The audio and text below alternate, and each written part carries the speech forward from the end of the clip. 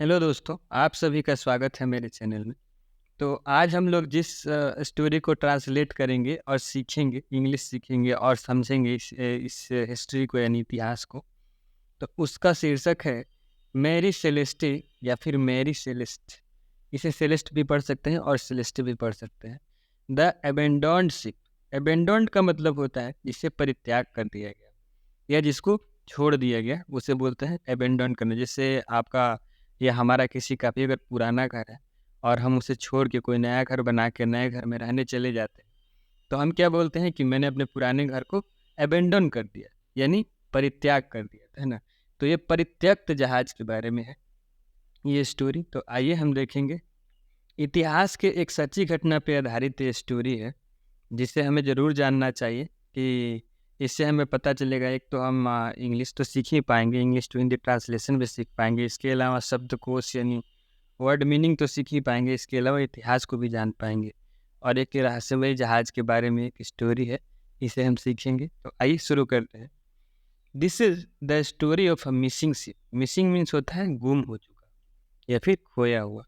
तो यह एक कहानी है, यह एक कहानी है खोए हुए जहाज का। शिप मीन्स होता है पानी वाला जहाज जो कि समुद्र में चलता है या नदियों में चलता है, उसे शिप बोलते हैं। आप यहाँ पे देख भी सकते हैं, शिप पानी में चलता हुआ दिखाया गया है, तो शिप इसी को बोलते हैं।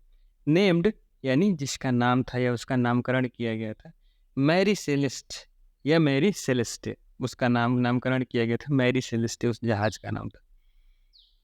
ऑन नवंबर 7 यानी 7 नवंबर के 1872 यानी 1872 में 7 नवंबर का दिन था। द 282 टन शिप यानी 282 टन भारी जहाज हैड सेट यानी कि तैयार हो चुका था। सेल यानी चल पड़ने के लिए। From New York harbour. From means होता है से, यानी न्यूयॉर्क बंदरगाह। न्यूयॉर्क एक अमेरिका का एक शहर है, संयुक्त राष्ट्र अमेरिका का एक बहुत प्रसिद्ध शहर है। वहाँ पे एक हार्बर है यानी बंदरगाह है। बंदरगाह उसे बोलते हैं जहाँ पे जहाज़ें जाके खड़ी होती हैं, पानी वाली जहाज़ें। वहाँ सामान की लादन भी होता है और उतारा भी जाता है। इसके अलावा आर्मी का जो नेवी का जो जहाज़ है, युद्धक जहाज, वो भी जाके लग सकता है। उसे बंदरगाह बोलते हैं, उसे पोर्ट भी बोलते हैं और उसे हार्बर भी बोलते हैं। तो न्यूयॉर्क हार्बर से ये चला था ऑन इट्स वे, अपने रास्ते पे। कहाँ जाने के लिए? वे टू यानी उस रास्ते पे, गेनोआ के रास्ते पे। गेनोआ कहाँ है? इटली में। देखिए यहाँ पे on its way to Genoa, Italy. Italy में एक पोर्ट है, एक शहर है, पोर्ट सिटी गेनोआ। तो वहाँ यानी ये न्यूयॉर्क बंदरगाह से चला था और इटली के गेनोआ शहर में इसे जाना था। उसी के रास्ते के लिए तैयार हो चुका था। ऑन बोर्ड होता है यानी कि सवार। जैसे कोई व्यक्ति चलती हुई चीज़ पे, जैसे एरोप्लेन पे हो चाहे शिप पे हो, अगर वो चल रहा है तो उसे बोलेंगे on board. Where the ship's captain, वो सवार। On board were the ship's captain. Captain means होता है कप्तान। हर जहाज में एक कप्तान को रखा जाता है जो उस जहाज को लीड करता है चलाने के लिए। तो उसी को बोल रहा है कि वो कप्तान था जो कि ऑन बोर्ड था, उसे चलाने के लिए जिम्मेदार था, जो कि सवार था। बेंजामिन एस ब्रिग्स, उसका नाम है Benjamin S Briggs. His wife, उसकी पत्नी शारा। शारा उसकी पत्नी भी थी साथ में, जिसका नाम था Sarah. And their 2 year old daughter. 2 year old daughter means होता है पुत्री या फिर बेटी। 2 साल की उनकी बेटी भी थी साथ में, जिसका नाम था Sophia. Along with 8 crew members. Crew members होता है चालक दल। जैसे कि कोई बड़ी शिप होती है तो उसमें सिर्फ एक चीज़ों को नहीं देखना होता है, अलग अलग टूल्स होते हैं उसको चलाने के लिए। तो उसे 1-2 लोग नहीं चलाते, बल्कि 5-6-10 जैसे शिप के आकार के हिसाब से चालक दल निर्धारित होते हैं। तो इस जहाज में कितने थे देखिए आप। कुल अलॉन्ग विथ इन S Briggs, Benjamin S Briggs जो कि कप्तान थे, उनकी पत्नी, उनकी बेटी, उसके अलावा 8 लोग थे क्रू मेंबर, यानी चालक दल में 8 लोग थे। It was found floating in the Atlantic ocean. यह पाया गया था। फाइंड का मतलब होता है ढूंढ पाना। अब फाइंड का ही वर्ब सेकंड होता है फाउंड। तो इट वॉज फाउंड यानी कि यह पाया गया था। देखिए आप इस पे थोड़ा सा ध्यान देंगे तो आप जीरो से इंग्लिश सीख सकते हैं। आपको कुछ भी ना आता हो कोई फ़र्क नहीं पड़ता है। हम लोग उस तरीके से पढ़ेंगे जैसे हिंदी पढ़ते हैं। एक-एक वर्ड का ट्रांसलेशन करेंगे। जहाँ भी आपको दिक्कत होगी आप कमेंट सेक्शन में ज़रूर बताइएगा। तो मैं उसमें सुधार करने की गुंजाइश देखूँगा और ज़रूर करने की कोशिश करूँगा। तो सीखने के लिए कोई बंधन नहीं है। किसी भी एज ग्रुप का व्यक्ति, चाहे छोटा बच्चा हो या फिर जवान हो या फिर पुराना भी हो, तो वो भी सीख सकता है। उसमें कहीं कोई समस्या नहीं आने वाली। बस प्रैक्टिस की बात है। आप करते रहिएगा मेरे साथ, मैं भी रहूँगा, आप भी रहिएगा और जितने भी लोग हमारे इस चैनल फैमिली में जुड़े हुए हैं, वो सबके साथ हम लोग सीखते चलेंगे। तो आइए, इट वाज फाउंड फ्लोटिंग, यानी यह पाया गया था। फ्लोटिंग मीन्स होता है तैरते हुए। इसे तैरते हुए पाया गया था इन द अटलांटिक ओशन। देखिए 7 ओशन है, उसी में से एक है अटलांटिक ओशन। अटलांटिक ओशन जो कि आपका उत्तरी अमेरिका जो महाद्वीप है उसके और यूरोपियन महाद्वीप जो है, उन दोनों के बीच में जो महासागर स्थित है उसको अटलांटिक ओशन बोलते हैं। अगर आपको ऐसे ना समझ में आ रहा हो तो मैं एक इमेज इसमें लगा दूंगा, उस मैप का स्क्रीनशॉट लेके आप उसे देख के समझ जाइएगा। तो ये एक अटलांटिक ओशन में, it was found floating in the Atlantic ocean, यानी कि अटलांटिक महासागर में इसे तैरते हुए पाया गया था ऑन दिसंबर 5, 1872, यानी 5 दिसंबर 1872 को अटलांटिक ओशन में इसको तैरते हुए पाया गया था। बाई मीन्स होता है के द्वारा, बाई मीन्स होता है के द्वारा, by the Canadian ship, by the Canadian ship. देखिए अब कैनेडियन आ गया, तो कनाडा एक देश है जो कि संयुक्त राष्ट्र अमेरिका के नॉर्थ में स्थित है, जो कि उत्तरी अमेरिका महाद्वीप जो है कॉन्टिनेंट, उसके सबसे उत्तरी हिस्से में स्थित है। तो एक वहीं का एक शिप था जिसे कैनेडियन, जैसे हम लोग इंडिया के हैं तो हमें इंडियन बोला जाता है, वैसे जो कनाडा का है उसे कैनेडियन बोला जाता है। तो ये पाया गया था, ये इसे ढूंढा गया था 5 दिसंबर 1872 को एक कैनेडियन या कैनेडाइज जहाज के द्वारा। डी ग्रेसिया, देखिए ग्राटिया लिखा हुआ है लेकिन इसे ग्राटिया नहीं पढ़ते हैं, डेई ग्रेसिया करेंगे, ग्रेसिया पढ़ेंगे आप। तो डेई ग्रेसिया के द्वारा इसे ढूंढा गया था जो कैनेडियन शिप था। Which was passing through it, which was passing through it, which means होता है जो कि, वॉज पासिंग थ्रू इट जो कि, पासिंग मीन्स होता है गुजरना, पास मीन्स होता है गुजरना, पासिंग मीन्स गुजर रहा था, क्योंकि वॉज लगा था तो था, तो गुजर रहा था। थ्रू मीन्स होके, से होके उसे थ्रू बोलते हैं। तो अटलांटिक ओशन से होके वो गुजर रहा था, उसी के द्वारा इसे ढूंढा गया था। The captain of this ship, यानी ये जो कैनेडियन शिप था उसके जो कैप्टन थे उनका नाम था मूर हाउस। देखिए हाँ, Moore house. Found Mary Celeste in a very untidy condition, तो वो मूर हाउस के द्वारा ढूंढा गया था किससे, मेरी सेलेस्ट को। मेरी सेलेस्ट जो कि एक परित्यक्त जहाज था। इन अ वेरी अनटीडी कंडीशन, अनटीडी का मतलब होता है बुरी अवस्था में, तो गंदे या फिर बेकार अवस्था में। वेरी अनटीडी मीन्स बहुत ही गंदे अवस्था में, या कंडीशन मीन्स स्थिति। बट लेकिन it could still sail, could का इस्तेमाल वहाँ पे होता था जहाँ पे सकता था या सकती थी या सकते थे का यूज करना हो। बट मीन्स लेकिन, it could still sail, sail means होता है तैर के ले जाने लायक, तैरा के चला के ले जाने लायक। जैसे सेलर होता है चलाने वाला, जो नौका को चलाता है उसे सेलर बोलते हैं। तो सेल मीन्स होता है चल सकनी होगी, तो ये अब भी चल सकता था, भले ही गंदा और बुरे स्थिति में था लेकिन चल सकता था।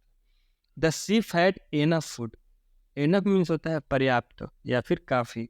तो शिप में देखा गया कि उसमें रखा हुआ था, हैड मीन्स था या रखा था, एनफ मीन्स पर्याप्त, खाना, फूड मीन्स खाना, एंड पीने के लिए पानी, एंड अदर थिंग्स, खाने पीने के अलावा, अदर मीन्स अन्य चीज़ें, थिंग्स मीन्स चीज़ें, ऑफ नीड जिसकी ज़रूरत होती थी। It's life boat, life boat क्या होता है, एक तो आप बोट जानते ही होंगे, नौका, छोटा नौका जो होता है उसे बोट बोलते हैं। लाइफ बोट उसे होता है जैसे बड़ी बड़ी जो शिप्स होती हैं, तो उसे इमरजेंसी स्थिति में यूज करने के लिए और छोटी छोटी नौकाओं को उस पर रख दिया जाता है। छोटी छोटी नौकाएं जैसे इमरजेंसी में जहाज डूबने लगी या तूफान आ गया, तो जो भी वहाँ के जरूरी लोग हैं, ज़्यादा से ज़्यादा लोगों को क्या होता था, बचने के लिए वो लाइफ बोट दे दिया जाता था कि आप ये लेके निकल पड़िए, आप अकेले या एक दो लोग, उसे लाइफ बोट बोलते थे कि जीवन रक्षक जहाज जिसे बोलते हैं, छोटा सा। आप टाइटैनिक मूवी देखेंगे तो आप देखिएगा लाइफ बोट का लास्ट वो लोग यूज करते हैं, जो छोटी छोटी नौकाओं पे 8-10 लोग को रख के या फिर समुद्र में छोड़ देते हैं जब डूबने लगती है। तो लाइफ बोट मीन्स होता है जीवन रक्षक जहाज। It's life boat was missing, तो उस पर रखा हुआ जो लाइफ बोट था वो खो गया था या नहीं था, वहाँ नहीं मिल पाया। एंड इट्स कैप्टन, और उसके कप्तान, एंड द क्रू, और उसके चालक दल, वर नॉट सीन, तो उनके चालक दल या फिर उनके कप्तान को वहाँ पे नहीं देखा गया। और heard from again, heard means होता है सुना गया, हियर मीन्स होता है सुनना, हियर्ड मीन्स सुना गया। तो उसका लाइफ बॉय तो लाइफ बोट तो गुम ही था, इसके अलावा उसका कप्तान और उसके चालक दल जो थे कभी देखे नहीं गए, ना ही उनको सुना जा सका दोबारा। इसमें आगे देखते हैं, the ship had a shadowy past. अब देखिए, अब यहाँ दिलचस्प बातें शुरू होगी इसमें। The ship had a shadowy past, तो ये जो जहाज जो था इसकी एक पास्ट मीन्स होता है, इसका बीती हुई जो चीज़ें होती है उसे पास्ट बोलते हैं। जैसे मान लीजिए आप पहले दूसरी तीसरी कक्षा में थे, तो अभी हम उसके बारे में बात करेंगे, तो आप क्या बोलेंगे, वो मेरा पास्ट था कि जब मैं तीसरी क्लास में था। तो पास्ट मीन्स होता है बीता हुआ समय। तो शेडोवी मीन्स होता है अंधेरा या फिर जहाँ पे प्रकाश कम हो। तो यहाँ पे शेडोवी का मतलब हो जाएगा अंधेरा या फिर खराब, खराब बीता हुआ समय था। Its original name was Amazon, यानी इस जहाज का जो असली नाम था, ओरिजिनल मीन्स असली, और नेम मीन्स नाम, वाज अमेजोन, तो इसका असली नाम जो था इस जहाज का अमेजोन था। It met with a number of mishaps, it met यानी इसके साथ हुआ, विथ मीन्स इसके के साथ, it met means met means तो होता है मिलना, लेकिन यहाँ पे साथ होगा। इट मीन्स इसके साथ हुआ a number of mishaps, number means बहुत संख्या में हुए या बहुत बार या ढेर सारे बार। ऑफ मिसहैप्स मीन्स होता है दुर्घटनाएं, मिसहैप मीन्स होता है दुर्घटना, जबकि मिसहैप्स मीन्स दुर्घटनाएं। And got a new name, और इन दुर्घटनाओं के चलते इसे फिर से नया नाम दिया गया। गॉट मीन्स पाना होता है, अ न्यू नेम मीन्स नया नाम। इसे एक नया नाम, इसने एक नया नाम पाया या फिर इसे एक नया नाम दिया गया। Some of those mishaps, some of those mishaps यानी उसमें से कुछ दुर्घटनाएं, वर द सडन, वर था यानी उसमें से कुछ जो दुर्घटनाएं थीं वो the sudden illness and death of its first captain. देखिए, जो इसमें से जो दुर्घटनाएं थी इसमें से कुछ था जो कि सडन इलनेस यानी अचानक बीमार पड़ जाना, एंड डेथ और मृत्यु हो जाना ऑफ इट्स फर्स्ट कैप्टन, इसका जो पहला कप्तान था उसका बीमार पड़ जाना और फिर मर जाना, ये पहला दुर्घटना था। एंड और अ कोलिजन विथ अनदर शिप, और कोलिजन मीन्स होता है टक्कर हो जाना, तो इसका टक्कर हो गया विथ अनदर शिप मीन्स दूसरे जहाज के साथ, in the English channel. English channel भी समुद्र में जुड़ने वाला एक छोटा सा पैसेज है, मतलब जगह पानी का, पतला सा रास्ता पानी का आप बोल सकते हैं, उसे इंग्लिश चैनल बोलते हैं, जो कि ब्रिटेन के आसपास है, इंग्लैंड के आसपास है, इसलिए इसे इंग्लिश चैनल बोलते हैं। तो उसी इंग्लिश चैनल में इसकी दुर्घटना दूसरे जहाज से टकरा कर हो गई थी। ऑन दिसंबर 23 यानी 23 दिसंबर 1872 को या फिर 72 पर, मैनी स्टडीज यानी बहुत से अध्ययन, वर मेड मीन्स किया गया, इसके बारे में, इस जहाज के बारे में बहुत से अध्ययन किया गया, उसके बारे में जानने की कोशिश की गई।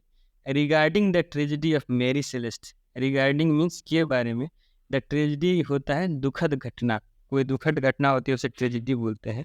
तो इसके साथ हुई दुखद घटनाओं के बारे में ढेर सारे अध्ययन किए गए।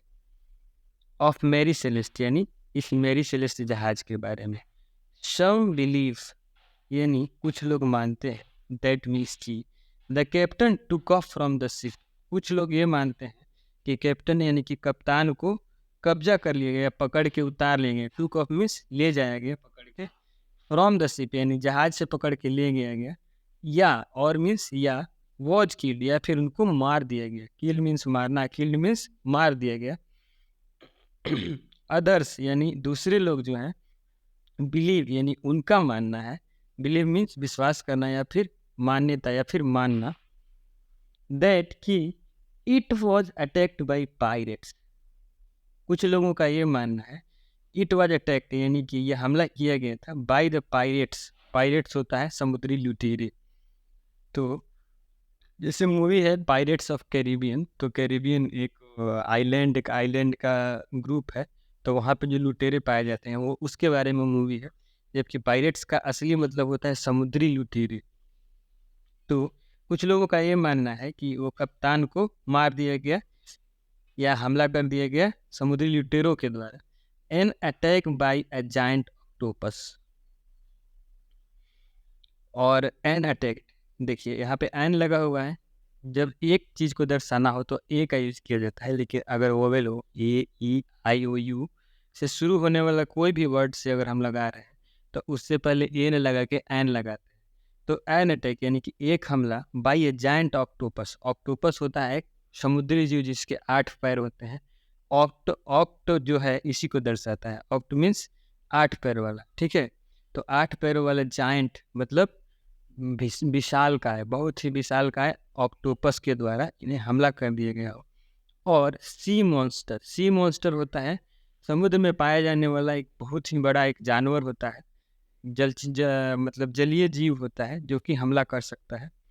और सी मॉन्स्टर तो एक हमला किया गया होगा बाय अ जायंट ऑक्टोपस यानी कि बहुत बड़े ऑक्टोपस के द्वारा, और मीन्स या फिर सी मॉन्स्टर के द्वारा। वाज ऑल्सो ए पॉसिबिलिटी, यह भी एक संभावना हो सकती है कि यह भी एक संभावना हो सकती थी कि सी मॉन्स्टर या फिर जायंट यानी विशाल का ऑक्टोपस के द्वारा उन पर हमला कर दिया गया हो।